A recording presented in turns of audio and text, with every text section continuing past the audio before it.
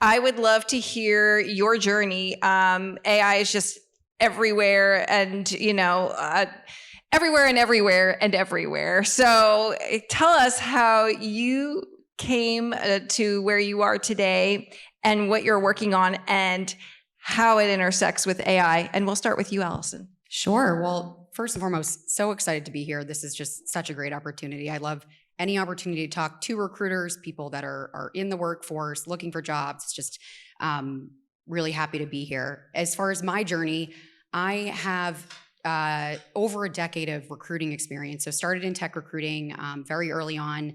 And as any recruiter will say, nobody goes to college for recruiting, right? Had an opportunity, decided to jump in feet first, and really just loved tech and loved the opportunity to help people find careers, and really found that journey to be a great one for me.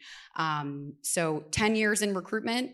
And then I started to say, well, what's sort of next for me? What do I want to do from here? Really, really loved being in autonomous driving, which is the company that, the industry that I was in prior to coming to Anduril. So as I was looking for growth in my career into more of the people side of things and not just focusing on bringing candidates into the door, but then actually what's their experience once they get there. I found Anduril, and I found that they were doing autonomy for national defense. And, as someone with no defense experience in my background, I was bringing the tech to them, but was able to sort of look at this as a journey for me to learn something completely different than anything that I had done before, and take that and run with it. So I've been at Anduril now for 2 years. I lead the people team. I've led the recruiting team, and we are on just a really awesome journey of scale, and it's been a blast. So that's me. Can you share how many people have been hired at Anduril over the last few years? Oh my gosh.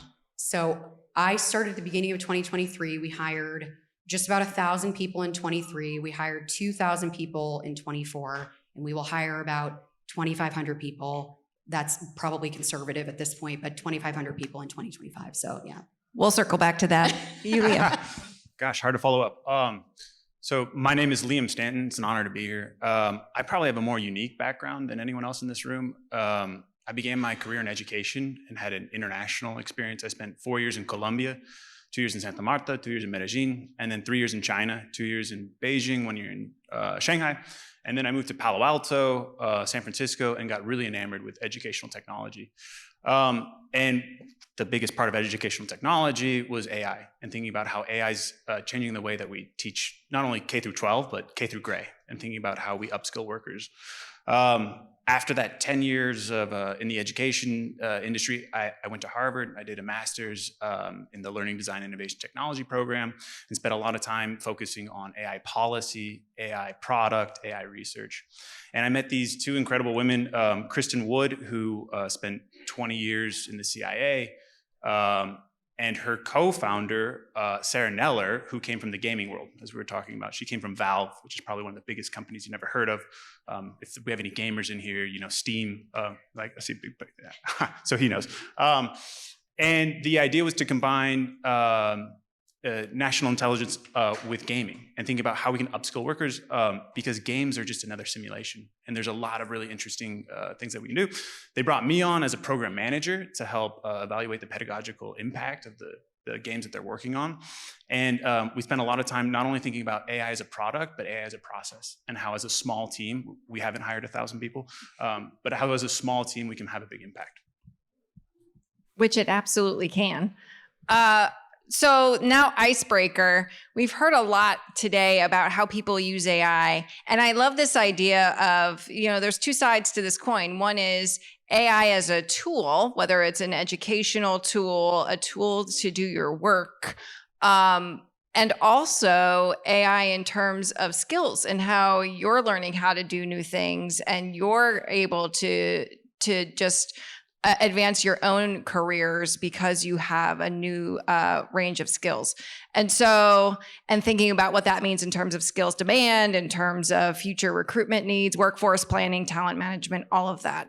So in your daily lives, how important is AI, and how do you use it?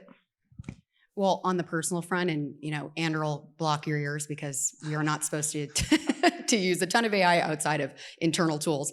Listen, my dog is my child. So I'm looking at where, like ChatGPT, where am I going to find the best dog toys? Where are my vets locally? I just moved to the Costa Mesa area. Everything that we're using on building out travel locations to see, all of the fun things definitely has become a journey of learning AI personally, and then being able to take it back and understand, all right, how do we use that for work, right? How do we use that within our day-to-day lives? So. Can you hear me? Yeah. I love the dog. I'm going to take the advice from the chief product officer of OpenAI, who talked about a tool that he uses, and I use it every day. It's the dictation feature. So on ChatGPT, there's this, and I know there's been a lot of talk about the conversational agents. I don't need a conversation. I just need someone to listen, so I don't need the back and forth, okay? So what I do is every morning, I spend about 10 minutes just dictating what's on my mind. Stream of consciousness, making mistakes, talking up and down, thinking about this is what's on my mind. And sometimes the AI is a project manager, and it's helping me synthesize that information, think about what's my priority. Sometimes it's a therapist, and it's like, hey, you really need to talk to your girlfriend about this. Like this is something that you need to. And other times it's pointing me into new directions. And so the point is that the voice and spoken voice is a really rich medium. And we're at this point now where we're past the Siri of 10 years ago that couldn't, hear when you're trying to say a certain word. We are so much farther past that. When OpenAI dropped ChatGPT, they also dropped Whisper, which was this speech-to-text, text-to-speech technology, which to me as an educator is a game changer. Prehistory is all of the stuff where we were talking. And the joke is that Socrates thought that writing was terrible. The only reason we know is because Plato wrote it down. But we're getting to a point now where we can be speaking and listening and not need to be typing and texting all the time. So my one recommendation, use the dictation feature from ChatGPT. And I'm actually going to ask a second opening question because I'm really inspired. And this is something that's always at the top of my mind. And that is, what is the disconnect?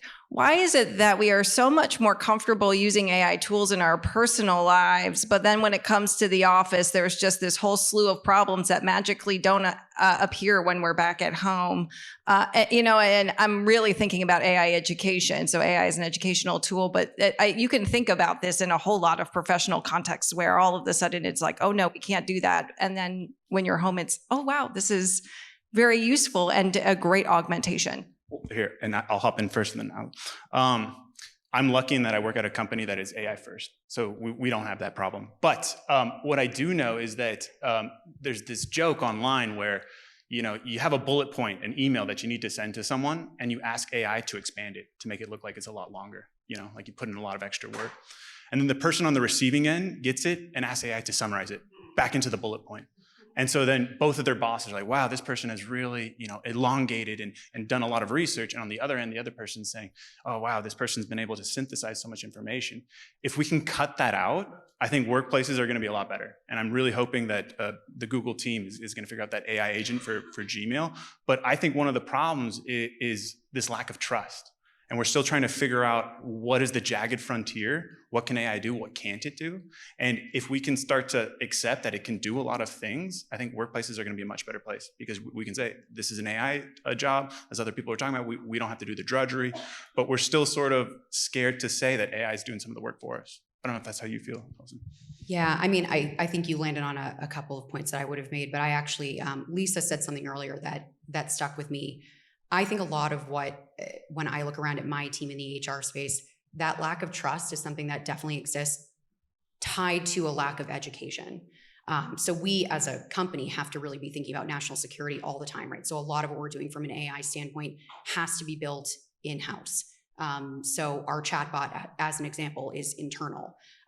That takes time to grow and scale, and it's incredible, but there's a lot there as to, well, why is our HR team not even using that, right? Because they're not. I think we have a 50% adoption rate of our internal chatbot, which is just an example of, it's there, the resource is there, we want to use it. I think people feel like they're cheating, or they feel like they're doing something they're not supposed to do, or that they're going to get caught with like verbiage that is going to be, too cookie cutter. And I think we have to help people kind of come along for the journey. I think about it a lot as like what it was probably like when people first actually started using computers, right? Like, how do you actually get people who have been in the workforce for a significant amount of time adopt a totally new way of thinking, which is, you're not plagiarizing by using a tool that's there to help you. But we also have to align that to, if everybody is using the same tool, how do we actually marry personalizing what you find, right? And not just using that as the one source of truth.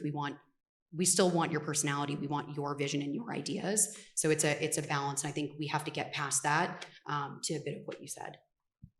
And that gets at the heart of a lot of what's been circling around here today, and that is the cultural piece of no, embrace these tools, use these tools versus I'm going to just use them on the side and maybe I'm not even going to let you know that I've used them, or I'm just not going to use them at all because I don't have to, and that's just not how we've always done things here, and that there is just a precedence and there's no real incentive for you at this moment in your organization to have to use it.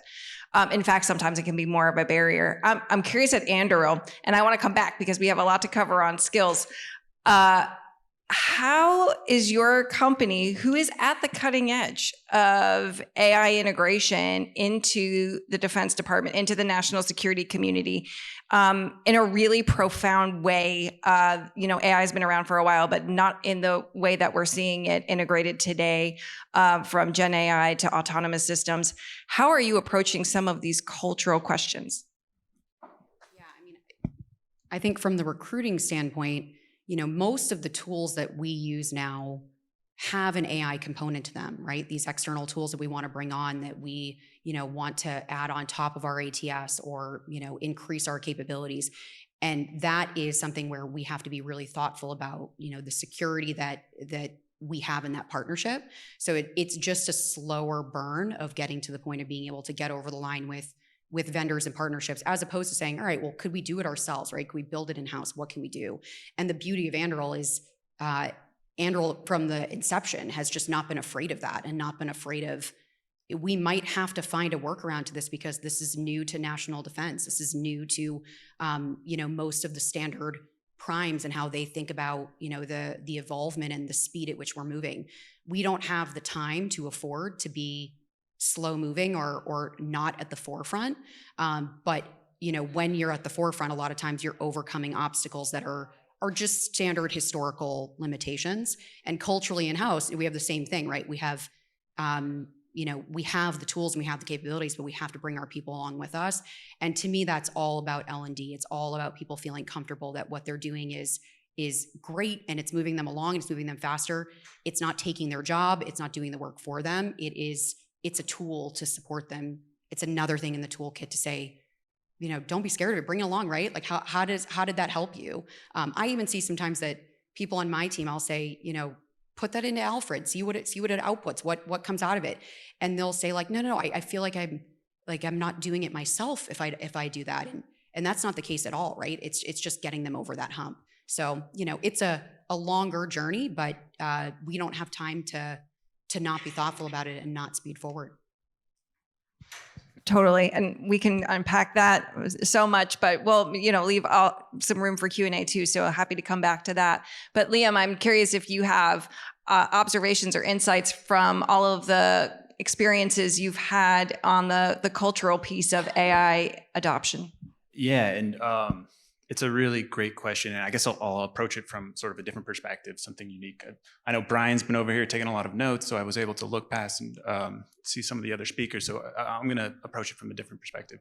One of my favorite studies comes from a NASA simulation, and what happens in the simulation is it's a group of people, and they're told that they are crash landing on the moon, and they need to make it to a rendezvous point that's 200 miles away, and they have 15 items that they have to rank in importance. Things like water and oxygen tanks, a compass, matches. And what happens is the team that's there, have to rank them individually. So we all rank them individually first. And then they compare it to what a NASA expert would have. And so we can see, who's doing better and who's not, who has sort of some expertise in this. But the study is when the group comes together to make consensus, to figure out what is the one ranking that we're all gonna have together. And you would think that groupthink would improve, So all of our scores would eventually improve. If we're coming together, putting all three of our heads together, we're going to figure out a better solution to this problem. What we know is that that doesn't always happen. And so the research that I was able to do in groups is first began with sort of thinking about different demographics. What does it happen when there's men versus women on a team? Race, ethnicity. The second piece of research was what happens when you move to a hybrid model? So what happens when we're not having this conversation in person, but we're having it online? And that's also a different sort of dynamic. But we're entering a stage where there's going to be an AI agent on your team. And so how are you able to be effective when you have teammates who are humans and teammates who are AI agents? And so we got a CIBR grant to work with the Department of Air Force, building games where we're simulating just that. We're just trying to give people exposure to being able to work with these AI agents to make more effective decisions. And I think it comes back to the word that we keep is trust, and figuring out where that line of trust is. Because the most effective team is going to be the one that takes advantage of the human resources on their team as well as the AI agent. And that's going to be a challenge. And there's going to be lines that we're going to have to draw and lines that are going to have to be changed. So I think for me, I've always been obsessed with teams, and it's just rethinking what it means to be on a team. I absolutely love that. And I couldn't agree more. And the economist in me is like, how can I measure that? How can I measure a workforce that is no longer just human? Because that is where we are rapidly going. And so I'm already thinking of ways that how can we start to proxy what this workforce is, what the new AI workforce looks like. So I think you're really hitting on something important. And it's exciting to see that being tested and piloted in the national security community. So I want to talk about thinking about the recruiting perspective, thinking about the upskilling perspective.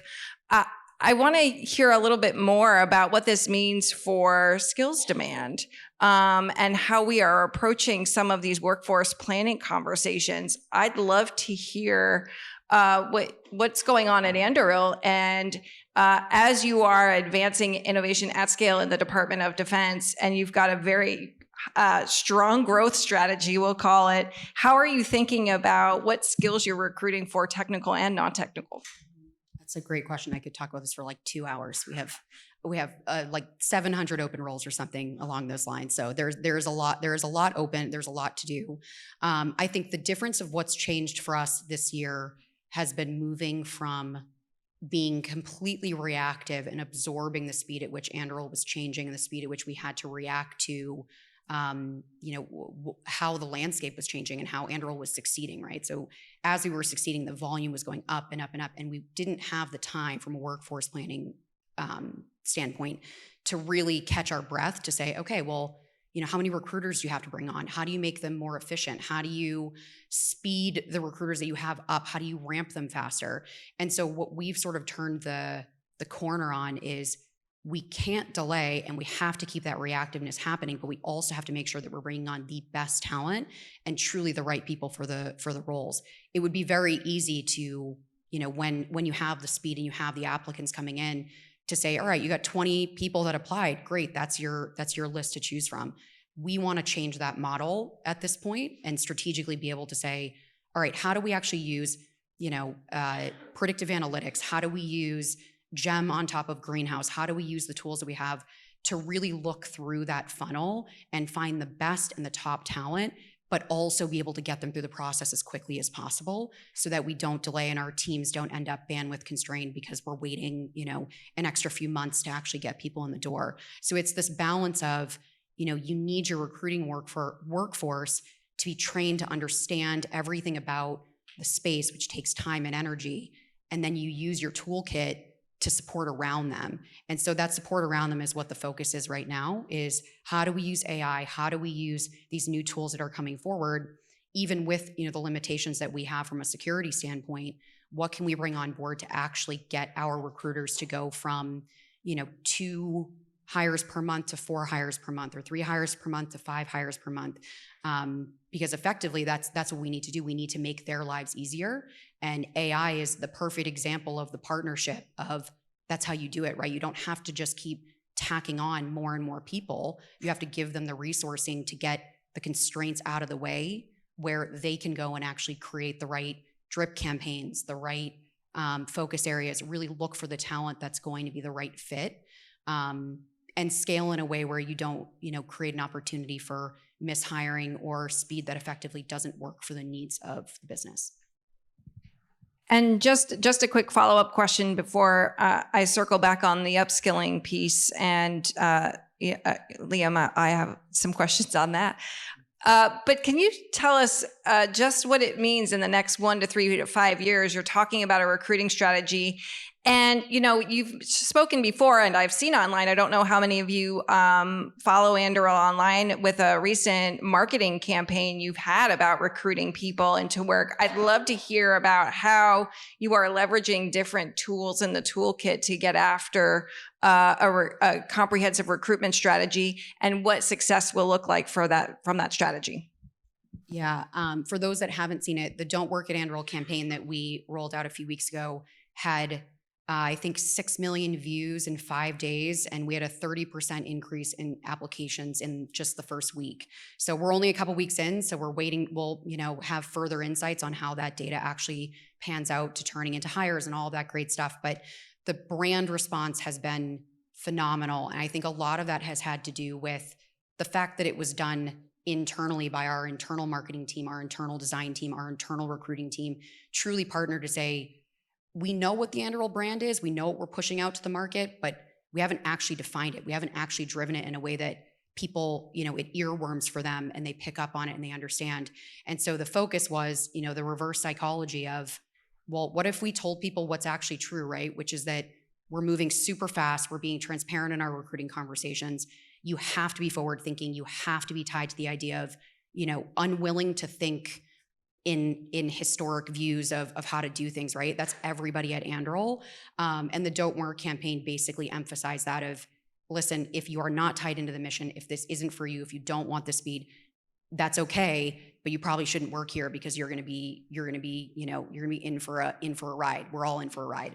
And so that's been, a really amazing turn for us to really understand, okay, we need to expand this. We need to really take this and turn it into how we talk in our conversations and how we actually think about who is the right fit at Anduril and how do we make sure that we get to those people. And that's, goes beyond our, sort of initial brand recognition, which was largely defense, which is amazing. But we have to figure out how to take that brand and get it into high tech, get it into spaces where, people that maybe don't know who we are aren't just assuming we're, just a defense company, right? But that they actually understand what the brand is and what we're doing. So there's a lot more that can come from that. There's a lot more when you think of ads, right? When you think of, predictive analytics, when you think of how we actually find the right talent. But the first step was actually seeing how that Don't Work at Anduril campaign was going to do and what would come of it. And now we got a lot to work on, which is great. And would you say you're mostly hiring for technical talent right now? So it's technical. I mean, it's both. So we have technical talent. We are hiring across the board for, all G&A roles. And also we're largely moving into manufacturing at this point. So we just announced our facility in Ohio that will over time employ 4,000 people. That will be largely production and manufacturing folks. And then we have manufacturing across, all of our spaces. So we've got a manufacturing arm, we have a software arm, and then we have hardware. And we, of course, have a lot of need for people that truly understand data analytics, AI, and the future of tech. So we're actually trying to take the brand into a space where the folks that are in high tech right now actually start to recognize us as a tech company first and a defense company second, and that we're able to kind of tap into that market a little bit more. Right. That is a very audacious strategy, but exciting. And you're putting all tools on the table. Liam, I actually want to follow up from this because to tie back to your previous comment with what Allison just said, a lot of people say in the future of work that people who know AI are much better off, or going to be much better off than people who don't. I'm curious if you agree with that statement and how you are building that into some of your efforts around upskilling. Well, short answer, yes. I do. A couple months ago, I was in San Salvador, in El Salvador, working with the Minister of Education, Mauricio Pineda, and we were in a remote region, low connectivity, and they are preparing for an AI future. I had Professor Seiji Isotani working in Brazil with people in the Amazon, one device connected, they are trying to be AI thinking. No excuse for people in this room. We need to make sure that, like, I hate to be the sort of drum at home, but everyone in this room should be an AI user. And so I come back to Dr. Ruben Puentedera. He has a SAMR model, a SAMR model.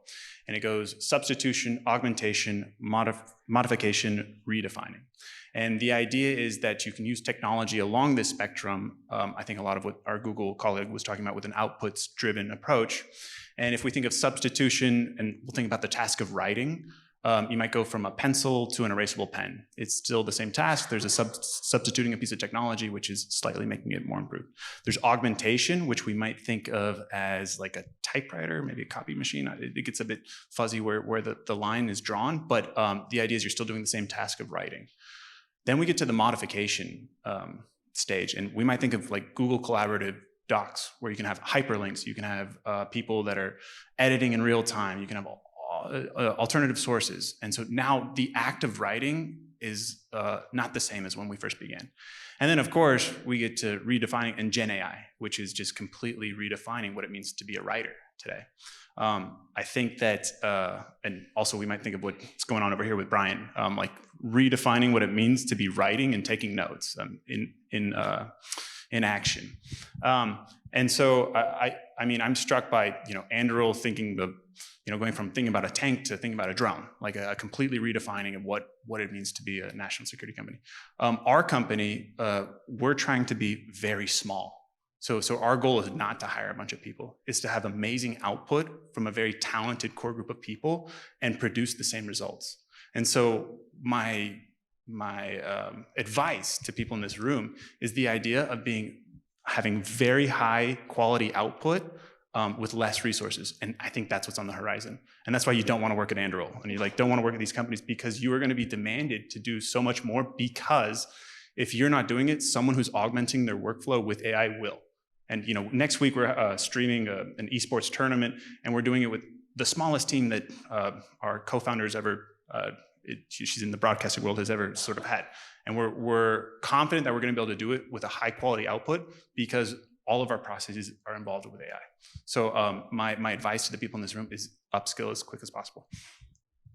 Good advice. And I'm, thinking about your work with the Air Force, thinking about how you are bringing gamification to upskilling, which is fantastic. And we've heard a bit about, making the hiring process more interactive, especially with skills-based assessments and so on.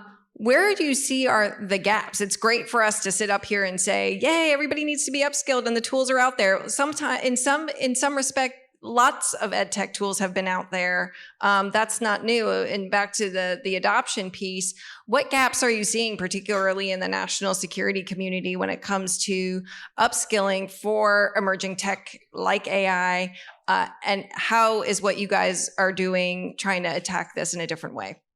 I mean, I guess, and I'll go for, and then if you want to, I guess the first is this willingness to explore, to be able to dive into an adaptability. So the idea of constantly, I think a lot of what Anduril was talking about is the idea of completely rethinking how your workflow is, and then not having the curse of expertise. So some people are experts in their field and they spend decades becoming experts, and they might need to let that go.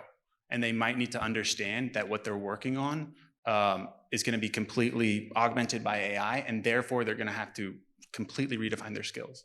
And so this willingness to constantly evolve and adapt, in practical terms, I come back to Ethan Mollick's Co-Intelligence book, and the idea that number one is always invite AI to the table. So whatever task that you're doing, try and see if an AI can do it better than you. Number two, be the human in the loop, which we've heard ad nauseum today. Number three is try to make sure that you understand that whatever AI you're using today is going to be obsolete. I think, as our Google colleague was talking about, in 6 months, maybe even less. And so the reason that you want to keep on coming back to these tools is to see the progress that's made. And then at some point, you're going to try it and it's going to be better than you. And that's when you need to think about shifting your priorities and pivoting to something else. And so that ruthless ability to adapt is going to be really important. And I'll say one more thing while I'm on my stump up here. The OECD, and maybe you can talk about it, came up with this idea of the 4 C's: critical thinking, communication, collaboration, and creativity. These are eternal skills that people will need to be able to use throughout their jobs and their work. I'd add a 5th C, and it's character. Because what's going to be really important is the judgment and the decisions that we're making when we're using these tools. And that is going to be so important in the future. If I come back to my moon landing scenario, the piece that I left out was there were 2 .45 caliber guns as part of the items that you could choose from. And back in the 60s, those are ranked as a middling thing. It's going to be very important what we decide and how we allow these AI agents to use those guns. And so the judgments that we're making when we're using these tools is going to be so important. And so I beg of you to remember that as you're the human in the loop, you are providing the new data upon which these LLMs and these other Gen AI tools are going to be using. So please, character is going to be so important in the roles that you take. Curious if you have anything to add to skills gaps. Yeah, I mean, I think for us, right, it truly is being at the very beginning stages of how defense is thinking about actually implementing these tools within the workforce. Anduril's future partnerships, like what we'll do with AI in the future when it comes to drones, when it comes to counterintelligence, all of this is going to be so important, and we are just at the cusp of so much opportunity. But I truly think within the workforce, it's largely it's largely overcoming these historical challenges of a regulated defense space, and how do we actually get these tools in faster, moving faster, and be able to keep up, right, with companies that are able to just do this much more open source than we are. I completely agree. Final question, and then we'll open it up to the audience. Let's zoom out a little bit. We're talking about skills gaps in the national security community. Thinking about from where you both sit in terms of the broader U.S. talent pipeline, as you're thinking about your recruiting strategy, your marketing campaign, who makes a good fit for a company like Anduril, and thinking about younger people coming right out of college, you talked about the 5 C's, right? So what, seeing maybe more digitally native population compared to the mid-career practitioners like me. Do you find that people have the skills that you are looking for, or do you see a broader challenge when it comes to recruitment? What we're finding is that the people that we are looking to hire are generally niche in what they do. So we have a lot of roles where, we need experts that have backgrounds in defense and then also have been in tech and have hardware and they have software and they have, all these different skill sets. So it's a unique group of people that we're looking for. And often they need clearances, right? They need specific backgrounds.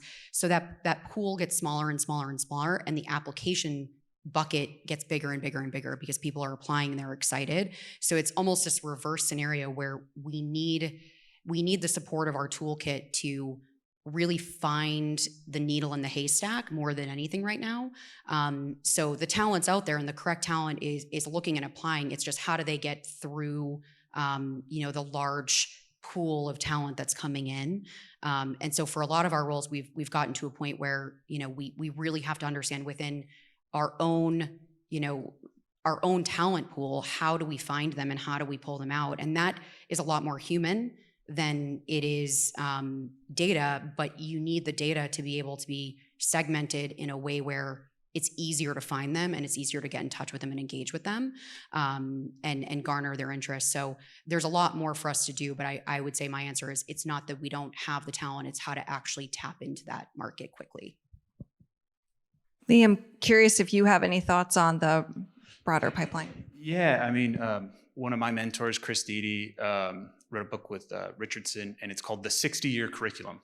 And so if I can ease a bit of anxiety in this room, the idea is it's a 60-year curriculum, and that people will have to continually upskill. There's a principle in tech where we overestimate the impact of a technology in the short term and underestimate it in the long term. This is not going anywhere. And so, as far as advice for tomorrow, I'm not sure, but the long term is that there's a learning curve here. And I'm really excited that we have companies like Anduril, like August Interactive here that are home bred, that are going to help people learn these types of skills. And that the future of the future of work is going to be one that's augmented by it. So I'm optimistic. I know I had a bit of a hard tone, but there's so many resources available right now, open source, for people to upskill, that I'm really confident that not only will we find the needles in the haystack, but we'll turn a haystack full of needles. So really excited for that. Awesome. Thank you. And I would be remiss to say, plug for a really awesome, if I may say, new course that my former organization, the Special Competitive Studies Project, just put out in partnership with Coursera for free online, AI and national security. So I know we've talked a lot about upskilling, but if you want that first step of what does it mean for me as a national security professional, you learn by doing, and this is a very interactive course. So feel free to check that out online as well as another resource for you. Do we have any questions?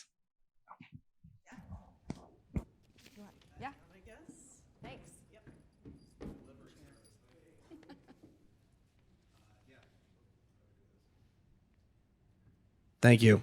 So a little less of a philosophical question, maybe a little more practical. Some might call it selfish, but for a staffing agency who, speaking of my own, obviously, who specializes in things, such as defense, hardware, software, all the things that you guys mentioned. I don't even know if either of your companies use staffing agencies. You mentioned GEM, Greenhouse, but a company like Anduril, for example, has really excited us. We've seen how busy y'all are and all the hiring going on. How does one set themselves apart, in order to be attractive enough to potentially work with a company like yours? That's a great question. So we do work with agencies. We have a limited number of agencies that we're working with. Strategically, we've largely gone the direction of hiring contract recruiters onto our teams that eventually are converted into full-time, just because of the need for security and the need for them to truly understand the business and really know what we're doing. But we do work with select agencies that are coming forward with, a niche area of expertise, which is where we find the most, effective support. Mm-hmm. Obviously, we have agencies across the board that are interested, but the ones that are most helpful to Anduril are ones that truly understand the defense space and truly understand what we're trying to solve and can bring that to the table. So it's definitely not a no, Anduril doesn't work with agencies. It's just being prescriptive on where we need the support. And defense is certainly an area that we need the support, so. Okay, quick follow-up. Can I give you my card after this? We have Devin and Alyssa right here. They are both on the recruiting team. You can definitely give your card to them. Wonderful. Thank you for taking my question. I have a question to follow up. So I think a pain point across the industry too is though that's a huge marketing campaign. How does recruitment get that kind of marketing emphasis, right? Because I think a lot of these folks, the companies want to highlight the mission. They don't want to highlight the people. That's just a common pain point. So I thought your campaign was spot on because you're highlighting the people. Is that just the Anduril special sauce, or how did that come about? So it actually started with our VP of marketing came in, and he had just started with Anduril, and we were trying to get him to push our intern program, and he said no. And of course, the emerging talent team was like, what the heck? Why is this guy not willing to push out pictures of the intern program, which is how we've always, kind of inspire people to get excited about Anduril, right? When we were smaller, but he thought way bigger than that. He was like, no, we're not gonna just put pictures on LinkedIn. We're gonna think much bigger of how do we actually build the brand in a way where we can drive the message forward, not just for interns, but also for industry talent, also for people coming out of different spaces. And so he just kind of took what we were trying to do and made it a way bigger idea. The beauty of having that internal support is you have a marketing team that really understands the brand. You have a recruiting team that really understands the brand. They took what our recruiters were saying in their conversations every day and turned it into a story. And one of my favorite parts of, if you saw the video that we did that we pushed out, the actor in the video is on our design team. Everything we did was within our own team. You would have thought he had been acting for ages. They asked him to do it. He said yes and was the perfect fit. So a lot of it was scrappy and sort of, built on how do we do this with what we have. But we also have the luxury of having an amazing design team in-house, an amazing marketing team in-house, and also an executive team that bought into it, right? That's the other thing is if you don't have top-down support of that type of marketing, that could have gone totally by the wayside if we didn't have a C-suite that was willing to say, do you want us to like drop, you know, comments on X? How do we respond in a funny way? Like, they were super into it, and that led to something that was able to not just collectively be a really cool marketing opportunity, but also a way for people to see top-down, you know, they're actually doing the work and making the effort to support recruiting and to support what we're doing. One more question? Last call? No, did anybody have one? No, I could talk to you all day, but I'll save it for later because we're between snacks. I don't like to stand between people and snacks. Thank you so much. I so appreciate your panel. I so appreciate this time. Thank you all. We officially are on break, but back in here at 3. Thank you.